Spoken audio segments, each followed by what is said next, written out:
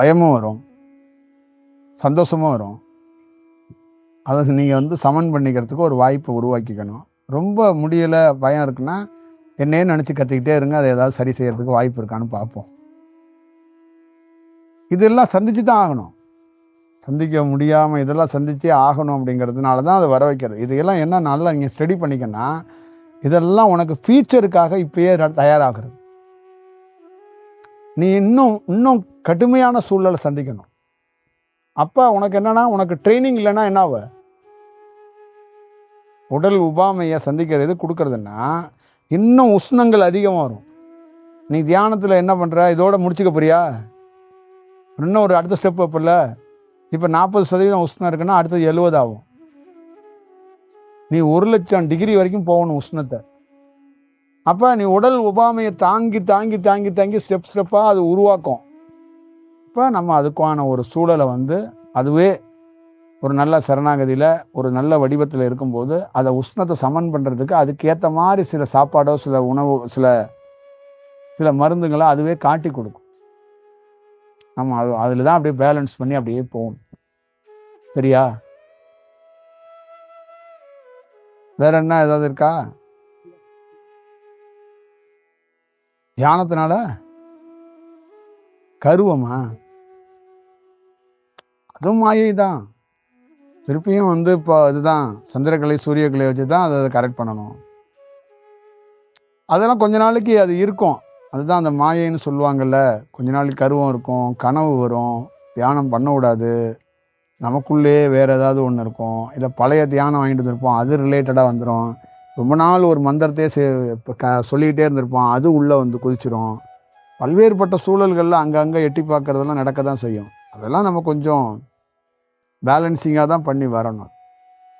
பிரபஞ்சத்தை பொறுத்தளவுக்கு காரணம் இல்லாமல் அயன் பாக்ஸ் ஆஃப் பண்ணாது. அந்த கால கணக்கில் ஒரு 2 மாதம் 1 மாதம் சரியில்லைன்னு வச்சுக்கல, அப்போ வெப்பத்தை போட்டு கொளுத்துனோன்னா உடலுக்கு வம்பா போயிடும். அப்போ இருக்கிறத வச்சுக்கிட்டே அப்படியே அந்த புகையை வச்சுக்கிட்டே அந்த கனலை வச்சுக்கிட்டே சுற்றிட்டு கடை அப்படிங்கிறது கொஞ்சம் ஒரு சூழலை உருவாக்கி கொடுக்கும். தியானத்தில் ரொம்ப ஒரு எல்லா டயத்துலையும் எல்லா வேலையும் செஞ்சிட முடியாது. ஒரு ஞானியை அடக்கி யோசிப்பார். ஒரு சரியான காலம் இல்லைன்னு வச்சிங்களேன், என்ன பண்ணுவார் தெரியுங்களா? இப்படியே மூடி இப்படியே போட்டுட்டு படுத்துக்குவார். அப்போ நல்ல காலம் வரும்போது தான் அப்படி திறந்து பார்ப்பார். ஓ ரைட், அப்போ தான் நம்மளாலே வேலை செய்ய முடியும். சீரியஸாக சொல்கிறேன். அவரே கப்பு சப்புன்னு தான் இருப்பார். ஏன்னா பிரபஞ்சத்தில் ஒரு அலைவரிசை இருக்குல்ல, அதை எழுத்தாலும் சண்டை போட்டுக்கிட்டுலாம் இருக்கக்கூடாது, தேவையற்ற வேலையை பார்க்கக்கூடாது. நம்ம பெரிய கதாநாயகம் கிடையாது, சினிமா கதாநாயகம் கிடையாது. அப்படின்ட்டு ஒரு ஞானியே அவரால் எல்லாம் பண்ண முடியும். ஆனால் அப்போ சாப்பிட்ருக்கோம். அப்போ சரியான சந்தர்ப்பம் வரும்போது இறங்கி வருவார். அப்படியே அப்படியே கீழே விழுந்துற மாதிரியே எழுந்துச்சு வருவார். ஆனால் பல செயல்களில் போர் பண்ணக்கூடியவர். புரியுதுங்களா? தொத்த மாடு மாதிரியே ஊரில் சொல்லுவாங்களே, அது தொத்த மாடு மாதிரியே போகுது, இது என்னத்தை போய் இது என்ன தேர போதும். அது கூடு தான் அப்படி இருக்கு. உள்ள இருக்கிற விஷயம் அது வேற. அது அப்படியே தள்ளாடிக்கிட்டு அப்படியே போகும், அசை போட்டுக்கிட்டே போகும். அது உள்ள வேற ஒரு வேலை அது.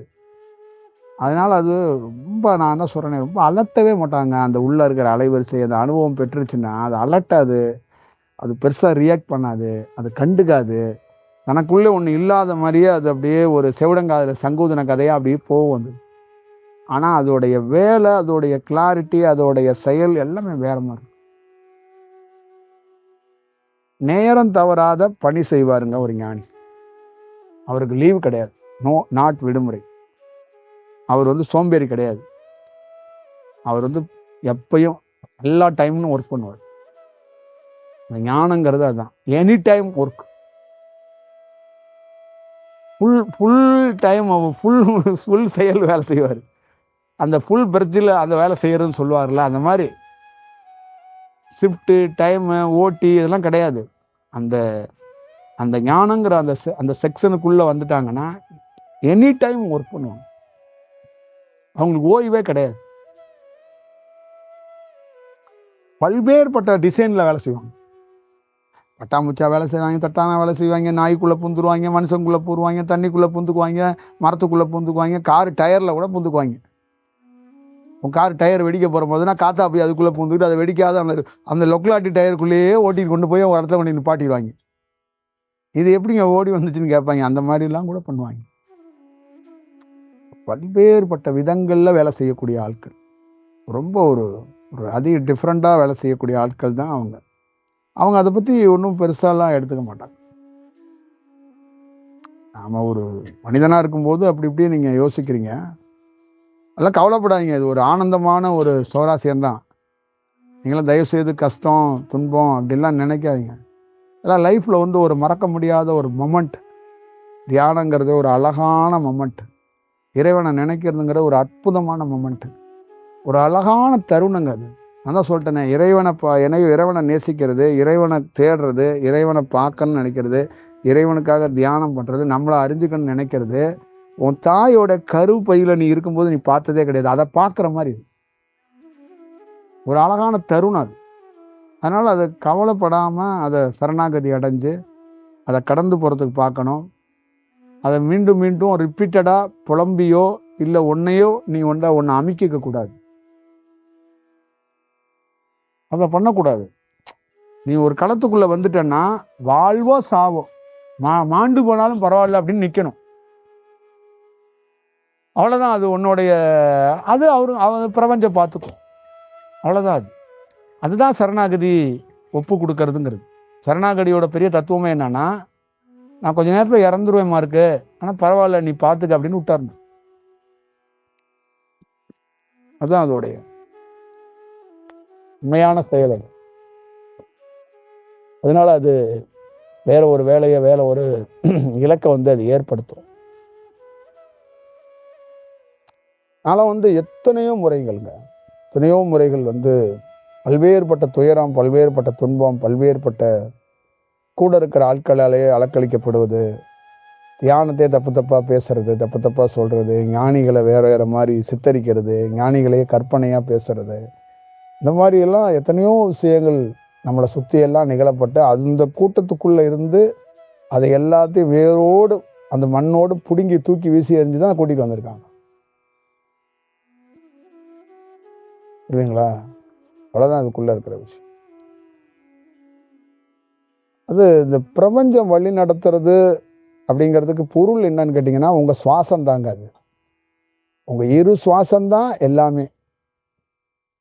அது உங்களுக்கு மிக சரியாக அது உங்களை வழி நடத்தும், அது பார்த்துக்கும் அப்படிங்கிறது தான் நான் ரொம்ப அசைக்க முடியாமல் சொல்கிறேன். உங்களுடைய காடு சந்திரன், சூரியன், இடக்கலை, பெண்களை, இவர் தான் உங்கள் காடு. நான்லாம் கிடையாது. நான்லாம் உங்கள் குரு, உங்கள் காடுங்கிறதுலாம் கிடையாது. முதல் குரு, உங்களோட குரு யார், உங்கள் காடு யாருன்னா சந்திரன், சூரியன். என்ன ரெஸ்பான்ஸ் பண்ணக்கூடிய ஆள் யாருன்னா நீ கிடையாது. உன்னால் என்னை அறிய முடியாது. உன் சந்திரக்கலை, சூரியக்கலை என்ன அறியும்.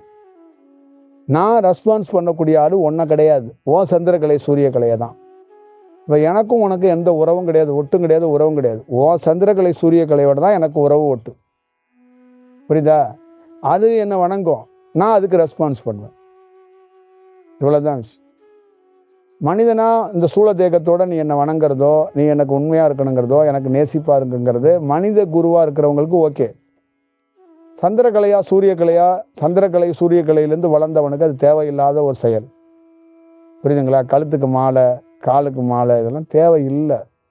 அதான் ஒரு இடத்துக்குள்ளே தவிர்க்கப்படணும், ஒரு இடத்துக்குள்ளே மாற்றப்படணும், ஒரு இடத்துக்குள்ளேருந்து அதெல்லாம் விடுபடணும் அப்படிங்கிறது தான் அதோட செயல். நமக்குள்ள நிறைய இடங்கள்ல நம்மளை ஒரு ஒரு ஒரு உன்னதமாக மதிக்கப்படணும், ஒரு செயல் வடிவம் பண்ணணும் அப்படிலாம் பிரபஞ்சத்துக்குள்ளேருந்து ஒரு வடிவம் நமக்குள்ள இந்த காற்றே உணர்த்தப்படும். அப்போ கூட நம்ம மீண்டும் மீண்டும் தியானத்துக்குள்ள அந்த காற்றோடைய வடிவத்துக்குள்ளே அப்படியே ஊழ்ந்து போய் அந்த வணங்குதல், அந்த மாதிரி ஒரு வழிபாடுகளை தவிர்க்கப்படுறதுக்கு ஏதாவது வாய்ப்பு இருக்குமான்னு உள்ளே போய் ஆழ்ந்து போய் பார்த்துட்டு தான் அதை தவிர்க்கிறதுக்கு ஒரு ஏற்பாடை பண்ணுறோம். ஏன்னா ஒரு மாணவன் எப்படி வளர்க்கப்படணுமோ அப்படி தான் வளர்க்கப்படணும். ஒரு மாணவனுக்கு முதல் அடிப்படை என்ன தேவைன்னா, அவனுடைய சந்திரக்கலை, சூரியக்கலையால் தான் அவன் வளர போகிறான். அப்போ அவன் சந்திரக்கலை, சூரியக்கலைக்கு உயிர் கொடுக்க போகிறவர் ஒரு குருநாதர். அப்போ அந்த சந்திரக்கலை சூரியக்கலை உன் உடலோட அது ரொம்ப ரெஸ்பான்ஸாக அந்த குருவை வணங்கும். அதனால தான் சொல்கிறேன், உன் உடல் என்னை தேடி வரல, உன் உயிர் தான் என்னை தேடி வந்திருக்கு. அதனால தான் சோல் அப்படிங்கிறது, ஆன்மா சோல் அப்படிங்கிறது என்னன்னா, உன் உடலுக்கு எனக்கு எந்த கனெக்ஷனும் கிடையாது. உன் உடல் உங்கள் வீட்டில் இருக்கிறவங்க தாய் தந்தை உன் கணவனுக்கான உடல், அது எனக்கான உடல் கிடையாது. உன்னுடைய சோலும் உன்னுடைய காற்றும் தான் எனக்கும் அதுக்கும் தொடர்பு. அங்கே நாங்கள் காம்பினேஷன் அதுதான், எங்கள் காம்பினேஷன் அதுதான். அதுதான் உன் உடலுக்குள்ளே இருக்கும்போது என்னுடைய குரலையோ தியானத்தை கேட்கும்போது நீ வரணும் போகணுங்கிறதுக்கு அதுதான் விஷயம். இப்போ நாங்களும் உங்களோட தொடர்பு வச்சுக்கணுங்கிறது அங்கே தான் வச்சுக்கணும்னு நினைக்கிறோம். ஃபிசிக்கலாக உங்கள் பாடியோட வச்சுக்கிறதுக்கு எங்களுக்கு எந்த ஒரு ரைட்ஸும் கிடையாது, எங்களுக்கு எந்த உரிமையும் கிடையாது, எங்களுக்கு அது தேவையும் படாது. புரியுதுங்களா? அவ்வளோதான் விஷயம். அப்போ எங்களுக்கு ஆண் பெண்ங்கிற பேதமும் கிடையாது. அது அந்த ஒரு செயலுக்குள்ளே தான் வேலை செய்யணும். அப்போ அந்த உண்மையான பல நாள் கழித்து ஒரு சோல் பார்க்கும்போது அது பதறும். அப்போ அது பதறும் போது அது உள்ளுக்குள்ளே அழுகிறத எப்படி வெளிக்காட்டுனா உனக்கு அந்த உடல்லேருந்து தான் ரிஃப்ளெக்ட் பண்ணும். அப்போ நீங்கள் அழுகும் போதோ நீங்கள் எமோஷன் ஆகும்போதோ நீங்கள் வரும்போதோ நாங்கள் என்னென்னா உள்ளே இருக்கிற சோலை வச்சு தான் நாங்கள் கனெக்ட் பண்ணுறது. அதோடைய செயல்பாடுகள் எப்படி இருக்குது, அதோட எண்ணங்கள் எப்படி இருக்குது, அது என்ன ஏன் என்ன அதோட போக்கு என்னங்கிறத பார்த்து அங்கே தான் பார்த்து கண்டுபிடிக்கும். அப்படிதான். இப்போ நிறைய இடங்கள்ல நம்மெல்லாம் ஒரு சில இடங்கள்ல தொலைஞ்சு போயிருக்கோம் தியானத்தில். எப்படி இருக்கும் நீங்கள் சொல்லுங்கள்? தொலைஞ்சு போகிறது அப்படின்னா என்ன மீனிங் நீ சொல்லுங்கள்? உடல் உட்காந்துருக்கு, தியானம் பண்ணுறோம், ஆளே தொலைஞ்சு போயிட்டோம். அப்போ அங்கே இருக்குது, நமக்கே நம்ம தெரியாமல் போயிட்டோம். அப்போ எந்த அளவுக்கு ஒரு ஒரு ஒரு ஒரு 2 சோலோட அட்டாச்மெண்ட் அங்கே இருக்குது. அங்கே ஒரு 2 சோல் சந்திச்சு ஒரு வேலை நடக்குது அங்கே. அதான் தொலைஞ்சு போகிறது. புரியுதுங்களா? அப்போ அந்த ஃபிசிக்கலுக்கு அது அது ஒரு கேர் பண்ணுறது இல்லைங்கிறது தான் ரொம்ப முக்கியம். அது உடலை அது உடலை உனக்கு என்ன சொல்கிறதுன்னா, அந்த கூட்டை நீ பத்திரம் படுத்தி வச்சுக்க, அதை வச்சு தான் நீ வேலை செய்ய முடியுங்கிறதுக்கா அதை உன்கிட்ட சொல்லுது வேண்டிய அதை அது பார்க்கறது. நீ கருப்பாக இருக்கியா, சிகப்பாக இருக்கியா, ஒரு இளம் வயதாக இருக்கியா, குமரியாக இருக்கியா, அதெல்லாம் அதுக்கு தேவை கிடையாது. அது உள்ள என்ன இருக்கோ அதுதான் பார்க்கணும். 70 வயசு ஒரு அம்மா வருவாங்க என்கிட்ட, முடியாமல் வராங்கன்னு வச்சுக்க, அது சோலுக்கும் எனக்கு தான் 70 வயசாச்சு, இது என்ன பண்ணுறது, அப்படிலாம் ஒன்றும் கிடையாது. அந்த சோலுக்கு இப்போ என்ன நம்மளை ஏன் இந்த வயசில் பார்க்க வந்திருக்கு, அதுக்குன்னா ஒரு காரணம் இருக்குது. அப்போ என்ன அந்த சோலுக்குள்ளே என்ன ஃபீல், என்ன விஷயம் அப்படிங்கிறது மட்டும்தான் நமக்கு தேவையான ஒரு செயலாக இருக்கணுமே ஒழிய அதை விட்டுட்டு வேற ஒரு வடிவத்துக்குள்ளெல்லாம் நம்ம ஒரு செயல் கிடையாது. அதனால அது ரொம்ப ரொம்ப ஒரு முக்கியமான ஒரு சூழலாக இருக்கும். அப்போ நீங்கள் அதை பார்த்துக்கணும். உங்களுடைய சந்திரக்கலை சூரியக்கலையோட நீங்கள் உங்களுக்குள்ளே இருக்கிற காற்றை நம்பி ஒரு பிரயாணத்தை தொடங்கணும். உங்கள் குரு மேலே இருக்கிற அந்த செயல் உங்களுக்குள்ள என்னன்னா உள் சார்ந்து இருக்கும்போது உங்கள் காற்றோட இன்க்ரீஸ்மெண்ட்டுக்கு அவர் ரொம்ப உதவியாகவும் அடிக்கடி உங்களோட காற்றோட அவர் தொடர்பில் இருப்பார். உங்கள் சந்திரக்கலை சூரியக்கலையோட எனி டைம் டச்சில் இருப்பார். உங்கள் ஃபோனில் டச்சில் இருக்க மாட்டார், உங்கள்கிட்ட ப்ரெசன்ஸில் டச்சில் இருக்க மாட்டார், உங்கள் காற்றோட தினந்தோறும் டச்சில் இருப்பார். இப்போ டச்சில் அவர் இல்லை அப்படின்னா அதுக்கு ஒரு காரணம் இருக்குது, அதுக்காக காத்துக்கிட்டு இருக்காரு. நல்ல தன்மை இன்னும் உருவாகலை, நான் வெயிட் பண்ணுறேன், உன்னை நான் லிஸ்ட்டில் வச்சுருக்கிறேன், சும்மாலாம் இல்லை, நான் வெயிட் பண்ணுறேன், கொஞ்சம் வெயிட் பண்ணு, வருவேன் ஒரு நாள் உன் காற்று உனக்குள்ள உன்னுடைய காற்றே உருவாகும், அப்போ நான் வருவேன். இப்போ நான் வரும்போது நீ உண்மையிலேயே வேற ஒரு தியானத்தை பார்ப்ப, கொஞ்சம் வெயிட் பண்ணு, அதுக்கு ஒரு காலம் இருக்குது, கொஞ்சம் வெயிட் பண்ணு அப்படின்னு தான் சொல்கிறது. அதை விவாதிக்கிறது கிடையாது. இதுதான் இதோடைய விஷயம். இப்போ காற்று போக்கில் அந்த சொல்லுவாங்கல்ல, மனிதர் போக்கில் நம்ம போனோம்னா சரிப்பட்டு வராது. காற்றோட போக்கில் நம்ம காற்றோட போய் இணைஞ்சு பணி செய்யறது. அப்போ ஒரு குருவோட ரோல் என்னன்னா, அவருடைய காற்றோட தன்மையில் எதிரில் இருக்கிற காற்றோட தன்மைக்கு அந்த ஒரு நெளிவு சுழிவுகளை அதுக்கு ஒரு வடிவத்தை ரெடி பண்ணிக்க முடியும். இதுதான் அது. ஒருத்தர் உடல் முடியாமல் வர்றாருல, டாக்டர் டெஸ்ட் எடுத்துட்டு ஒரு வேலை பண்ணி அப்புறம் மருந்து ஏற்றுறாருல, இங்கே என்னன்னா பார்த்துக்கிட்டே இருந்தால் மருந்தெல்லாம் ஏற்ற வேண்டியதில்லை, இந்த அந்த காற்றை ஏற்கிறதுக்கு ஒரு வழியை பண்ணிடும். இப்போ நீங்கள் பாதி பேர் இங்கே வர்றீங்கல்ல, இது என்னன்னா ஒரு சூடு ஏற்றுறதுக்காக வர்றது. ஒருத்தர் பார்த்தாருன்னா அந்த உடலில் ஒரு சூடு ஒரு உஷ்ணம் வருங்க.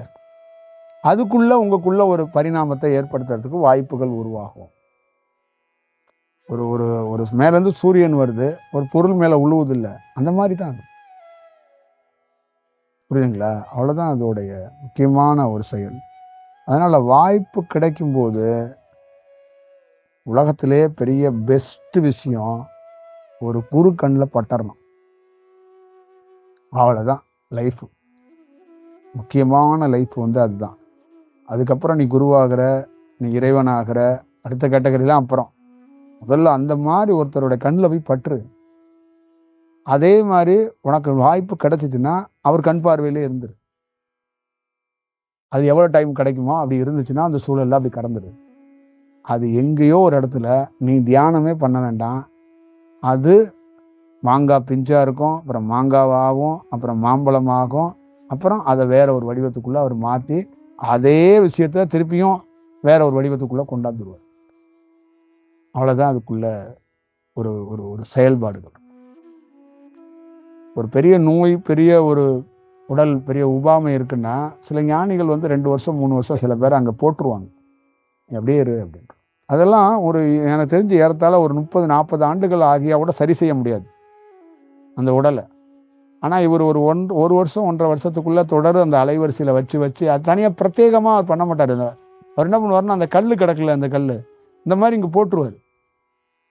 இப்போ அவர் போவார் வருவார். இங்கே ஒருத்தர்னா நம்மளை பார்க்குறாரா பார்க்க மாட்டாரா, நம்ம எவ்வளோ உருக்கமாக நின்று கும்பிட்றோம், பேசுகிறோம், நினைக்கிறோம், வர்றாரு உட்கார்றாரு அப்படின்னு இருப்பான்.